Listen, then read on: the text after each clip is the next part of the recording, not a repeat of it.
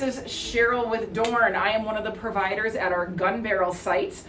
With me today is Luther. I have been seeing Luther on and off for about 2 years, I want to say. Yeah. And what would you say your repetitive motion problems are that it brings you in to see us? Wheelchair motion, electric wheelchair. I do that with my arm, right arm. Okay. So a lot of shoulder, a lot of neck? Yeah. Yeah. Yeah.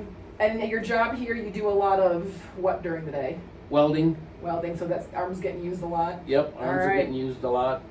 Assembly work. Okay, so would you say having DORN on site here is beneficial to you in your job? Yes. It makes it easier because when I come here, I can be in pain, and then when I leave, I feel better. Excellent. So. It's good to hear. Yeah. All right. Well, you've got a lot of fellow employees. Would you Yeah. recommend your fellow employees come see us when they can? If something's Oh, I've wrong? done that to a couple people. Said it works really well. Go Right see- there, go free see- advertising. Yes, Cheryl or Krista. So. Perfect. This is Luther. I'm Cheryl, and again, this is with DORN Companies. Thank you.